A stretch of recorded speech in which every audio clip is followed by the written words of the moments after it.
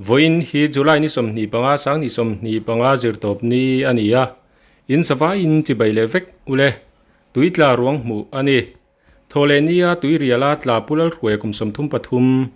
zema bok is ruang chu tukin khan mu ani thudon danin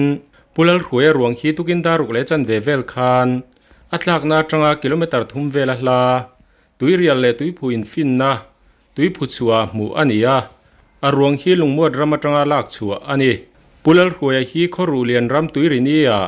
thole ni July ni somni pahni chanudar kharle chan ve khan che suala Central UAMA Disaster Response Team kai hruina hnuaya ache sual zandar ri datanga zon ngal ania ache sual na mun hi Chalfield Group UAMA huam chung khorulian ram chin ani angin khorulian join UAMA le Zolbu Group UAMA huam chunga sesong join UAMA nan zonga Zemabok East Branch UAMA poina hmuna an ria chilbok ani pulal khwe hian anupui rai puar la yakal san ani tuna he thil thleng chungchang thil thlen dan chiang zo kan hriat theinan pumuana khorulian join UAMA khwai tu kan biak na tuna ilo ngai thlang ole alom mum hle main kom na hun thatuk me milo siam saka wangin ama sai pumuani chunga kalom ni to ko no ke ni po kan lom kalau hriat danin in khua khorulian rama tuitla chu tukin khanin aruang hmunin kan lo hria khonga in a che sual dan le in zon dan ate ka kim chang theng perin min shil theng em ni a kim chang ila tang long ang te han siat dan kan soyang amo ni a tun kar ni som ni pani thole ni kanin dar khat vel khan mo information kan donga ichuan in information kan don rualin a che sual na mun hi ulai mau sin chua ko ulena tanga aizol pan na tuirini thlen tuirini leido thlen thak ma si kon ania chuan sesong join UAMA le kholen join UAMA te nen tang kopin tikhan ro manna te kan han siam zung zung amo chuan zan khan an riak pol kan omhala chuan puta achet sual nak mun hi i hemi kongpui atang hian kilometer kila dar kar khat zet zot kal velani azuk achet sual na mun hi mo ni kongpui atangin chuan kongpui RV mun tur tek te khanin buk ang te kan hanin siam vel hal mol mula yang chu ania chuanin azan hian hemi zan dar som pani vel khan join meeting kan han neya emergency meeting sesong le korean join tangkopin mo join UAMA tangkopin one duty tur hi engtik nge ruang hi kan huang ti hi siat lo kan si lo tu ila alien mai sia ti ngai na wang ko me tu wang chon kan in zon hun chung tur hi a siat lo wangin branch te hemi sesong le korean bi join UAMA ten branch sang te kha detailment siamila kanin tiamo wan detailment kan siam ang te khanin WhatsApp group sang kan hain post ko la atoi zong han tita te khan detailment ang khan kan kal tamop mop chhota ni detailment kan siam hi voina entinan voina kalte ang khan zan khuai nan ria chilma zela kula ya huna mo yang chuanin kha ruang tuna van duai ta tok ta ruang hi kan boi pui chho khani ti chuan voin hi anili na anita atlak dan hi hakwai an chi ani thian pali in mo thian pali an nia hakwai an chi tuiliana an man hei thei bik lo ani mel kana ma kha acha suata mai ni voi ni vel chu aron lang le zoi zoi an tia a thian te ne na tanga thu kan don danin apa chu khan are tamak khani mai mo ani chon pumon kan zot lok chenga kalai ka nga koi chi ni si engting e at che sual tanaka e khatia nga koi an chi amun danga anin son tur tu yan dai kha at che sual nge engting khalai ka chiang do zot ne ni khalai ka chu ka sa chiang chi big lo mo tui kha chuanin falut ve de nge chu ni mel yan accident at tol thapal emo vaw ka ma tanga tol thapal po khani chiat mel lo so dan tu ya po khanin avat tui kam lam panga mo ko lampang kha chu alut ve zau chu ni melan soidanin ani tak ani chuan a thian te khan an tumin an bei ngal nge engti kalai kha nge a thian te kha tui thiam lo tui thiam lo lampang ai man khata kha chuan an zuk mu kha chu chan ngam na chi khani lo deuh ani a chak lut tu ka tui khamo chu wang chuanin an tan kha chuanin in chan don ta ni se chuan an nun na ta na hlau ong thon om ta ve mai ni tui sang khau to lut tu ka kha chuan mo chung vel chu nia kan ta khan a che sual dan le a che sual na kan a che sual atang kan information kan pek dan ka chu ni te phot mai sela te ro an ariak khanin in zong ta in ria chok ta engti nge in zon dan ber a ruang ron lang kha in lo chang top nge long in ta khanin ni sorry ka sei mai pakhal thi la oma khata khan le lok tai lamo central waime atang disaster response team khami a ruang han ti atui tlak zan ni som ni pani zan khan anon thleng so ve mo zan a rei ve ang reng ton on thleng so po kha amma cha ta khan an riak ve nga la ti chuan tuk chuan ma ta ka e kham nu khan an min man rot an ron ket ang te le nge an mar po ti mai ang an long mang khan a ron lang ngai venin khami ruang kha an zuk zong ta ni chu chu tiang chuan a thei angin i hatlang chok chuak ten lui kam kan zo thaboka ka tiang khanin tui a in zon ngai na om lowa kan chance ber chu ama ruang ron tui atanga ron lang chuak a umpal ang ti a umpal theina bak chance kan nei lo ni chu lu kan a blind khop maya kan in zon dat po kha tiang lo chu in zon ngai na om lo ni ber mai ani tak chu ani chuan engzan nge riak thei chu watlang puin ariak tur hi chu diktak sai chu in volunteer hi chu kan thanem thin khop maya ama chu ni zan po khat kan in hor then tira tlang pui tu in suai tu lampang hi kan riak tlang pui ni member jok te anon thok chuak kha ulaya arbi muna chuanin ria buk te alo zau tok lo boka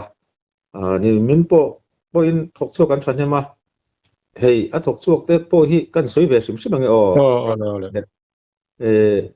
Zemabok is Branston on thok chuak amo chuan thuai buang waime Branston on thok chuak boka chuan chumi bak a hei group waime chalfi group waime le mo tol book group waime te pon on thok chuaka ti chuan se song zo le korulian hi chu a Branston en ti khan se song a yan Brans pathuman oma korulina Brans pahni kan oma mo yang chuanin kang ho khan ti telmen ang ruak man na ngin kan tho chua sok ani chu ani chuan tlang puin chhun lama ruang zong khaing zat bor vel nge in ni thei a chia chu hriat a haranga mi za atanga za somnga bor vel chu kan ni ka ring tam thok le ni mo ani chuanin khapia ruang zonga tok chuak te ele in tur te kha hau tak don se in tambok sia ti khan UMA in tum nge nia bial tu MLA lamatang te khan chan puina te kha in muem ni e khak lai kha he ni e le in re kan reson tur hi mo pui tu sang kan ne ya e bu fai te dal khati kan ma mo tur ang chi en ki mai kha an ron min ron petu an ron ang chi ani yang a chuanin VC hei khurlen VC te po reson hi min tum sak topa khati khan mundanga se song lampang atanga an reson ron mu song hi kan da chiam bik lo ni khan thoi nang in khulai kan om top maya ti chuan khatiang reson kan mu te po kha e bang kan nei nuala khang kan e bang te po kha tu na chet tok mek te tan hian I thon so vek me u kan tia ti chuan kan reson bak la bang song chu pick up a khan kan in thon liam ta mo tiang te chuanin kan reson ang chu kan hiang har khop mai mi tlom ngai te le mi in pe te zara mo alom om kan ti ani chuanin atlak na tanga kilometer eng sat bor vela nge ruang hi in mu na lai tak te kha chiang ro jokin min sil thengem ruang hi asa ang reng se kan hu na hi mo chu wang chu nia khorulian ramat tang po kan lak che thelo na chan po hi tu na hian ruang kan hu na hun hi tui pu chua ani ta dor ma ya chuan tuk in jing daruk vel khan information kan dong le a pa fa ram riak inan hu ni pa fa ram riak inan hu thuan ron information min ron pe a ta chuan an ma ni ringot tan chuan in lak chhuat thil mai thei thil ani lo wangin central waime a kan sei tak disaster response team te khan an ma ni man ruwa thra jok mangin ti khan an lak chuak ta chuan lak chuak ruang chu tuna hian phur me ka lungmuat lungmuat kaya thlen don ta ni tuna hian longan ron an kalme thalak te pon ron thona mo ruang chu ti khan in an phur me ka ni tuna hian ala me ani mo marbo ta mo ti chuan a ruang chu jema bo ka a omna an thlen pui photanga ti chuan jema bo ka tangin na chin khan ka ti ruang phu jema bo ka ruang om to nuwa an thlen pui photanga chumi zowa ulaya phoi buanga weme branch duty ten a ruang phur chho turin phoi buang lama pan chho le turin anin thla fel deuh che na chin khan kal sama ama hi phoi buang khuat in ani mo ani takchu ama hin nupui fanau nei lai nge ni atlang ni nupui pu James lal suya ti hi kan hriat dar ania nupui fanau te background tak family background tak chu soi tu ka hriat chiap bik lo me ole poi lo ani chuanin pumona toplam dai don to mai nga top nan in khorama tuitla chungchanga han soi bel duemo lom thu sei nang chi te poni sei nei du chuan ko in min sei sala te chungan du tok don ne ole ni a hemi kan van duai to na chungchang hen lom thu sei in tur tam takhi oma toy zong in han soi tai la ama saberin hei ni kan buai na per kulaya kan ria ka zonanga ya zan tlai warte lo nga ya ni ta kan bu fai le kan ei tur kan ma mo tin re mai min ron pe tu ta zong song ti me yang an ma ni hing lam vek don chon atamani atiang chunga khan lom thu kan sei mol mola tin mi mal min pe tu te po hian omani khuwa kulai ron crossa mar lampang tlang dunga kan khuwa ho tur kalkong laka kulai ron cross ti men kan RV mun ron cross te pon ti khan mi malte polang te pon min ron pe ve tu nom no mo chunga khan lom thu kan sei mol mola tin thok chuak branch te kan lo sei to kan sei tak zema bok te phoi buang te se song join weme branch te chuan khor ulian branch te chuan Salford group way me te le Zolbu group way me te chunga khan kan lom tak me bokani ti khan min lo hriat saksela tin chumi pia lama tong trai na tam tak kan dong ti kan sia tong trai na te a kan bang an na sia om huna min lo ngai event tu te zong song chunga po khan lom thu kan sei mo le ti kha kan han sei du ni chuan thil pakhat lom thu sei na nung ber tang kan nei du chu ve kan siat to chungcha nga hianin bial tu kan speaker nilai mek puzam te ya min ron ngai ven emema phaya delhia omlai in kan in bia chuan sumfa in hemi tuita man tu hi min ron tran pui bok ani ti kha chunga bial tu chunga lom thu kan soi mol bok ani